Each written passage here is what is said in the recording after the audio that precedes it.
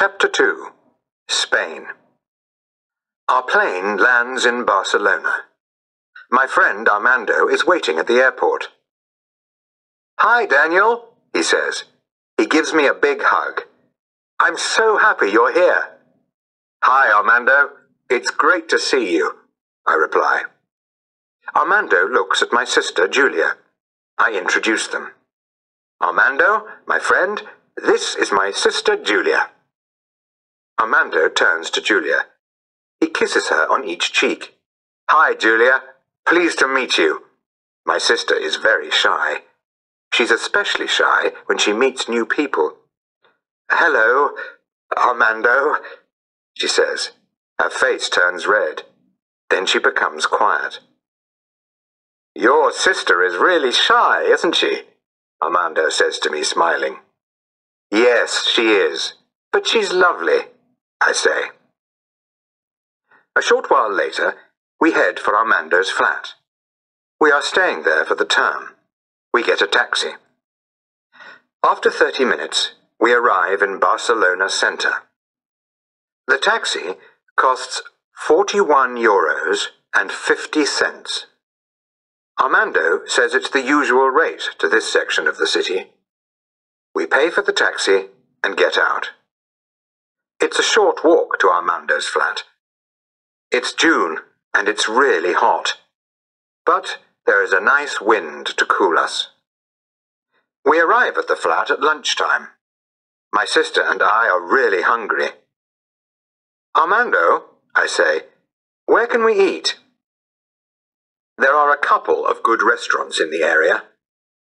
"What types of food do they have?" One of the restaurants, La Paella Loca, has a great paella. I really recommend it. You can take the bus there. The other one has lovely fish. It's just next door. "Julia, do you want to have paella?" I ask my sister. "Yes, I'm so hungry," she replies. Armando can't come with us. He is a teacher and he has a class. So Julia and I head for the paella restaurant. It's a short walk to the bus station. Now, which bus goes to the paella restaurant? I ask Julia. "I don't know," she replies. "Let's ask." She points to a man in a white shirt. We walk over to the man. He smiles. "Hello, can I help you?" "Hi, how do we get to La Paella Loca restaurant?" I ask. "Oh, it's easy. The number 35 bus goes in that direction. It goes right to La Paella Loca. However, there's a small problem." "What's that?" I ask. "That bus is normally packed at this time." "Okay, thank you," we say. As we walk to the nearest bus stop, Julia and I talk. She is not comfortable with taking the bus. "Daniel," she says, "let's just eat at the fish restaurant. It's easier. I don't want to take a packed bus." "I know," I begin. Then I have an idea. "Wait, I'll take the bus to La Paella Loca. You go to the fish restaurant." Why? Because we can compare the two restaurants. "Ooh, good idea. Enjoy. I'll call your mobile later," she calls and walks off. I get on the next bus and sit down. I'm very tired. I quickly go to sleep. The bus system in Barcelona is very good. I know there's nothing to worry about. I wake up a while later. The bus has stopped. There's no one else on it except for the driver. "Excuse me," I say. "Where are we?" "We've arrived in Valencia," he replies. "What? Valencia? We're in Valencia? How can that be?" I say. "Well, this is the express bus. It goes directly from Barcelona to Valencia," he tells me. I can't believe it. I took the wrong bus. But what can I do? I thank the driver and get off the bus. Then I take out my mobile. I want to call my sister, but I can't turn it on. My battery has died. I check my watch. It's just after 5 o'clock in the afternoon. My sister doesn't know where I am. She must be really worried. I have to contact her. I need a phone box. I ask a woman on the street for a phone box. There's one, she says, pointing. It's just over there. I thank her and head for the phone box.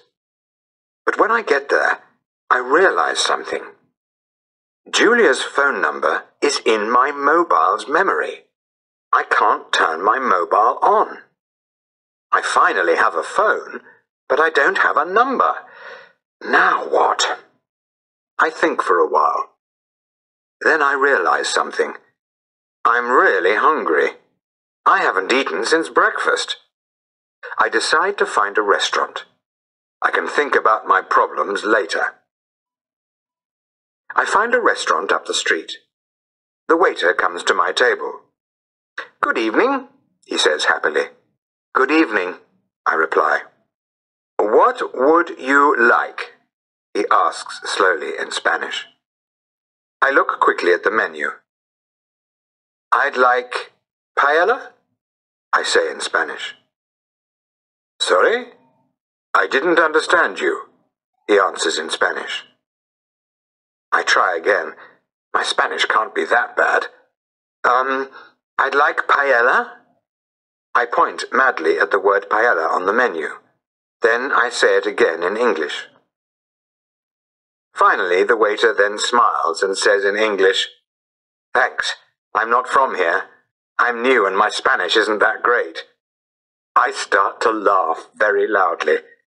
A lot of people in the restaurant turn and look. At this point, I'm embarrassed. I didn't need to laugh so loudly. But I don't care. It's all too much. This whole situation is just so strange. My sister and I wanted to have paella together, and now here I am, eating paella, but alone in Valencia. And my sister doesn't know where I am. It's so ironic. I finish dinner and pay the bill. Then reality sinks in. What do I do now? My mobile doesn't work. There is a phone box, but I don't have my sister's number. What can I do? Then I remember. I can call London. I know the number to my mum and dad's house. I go back to the phone box. I call my parents' number. It rings 4 times. Finally, my mum says, Hello? Hi, Mum, it's Daniel. Daniel, she says, how are you? How's Barcelona? It's good. Mum, I have a problem. What's wrong? Has something bad happened? No, nothing bad, Mum.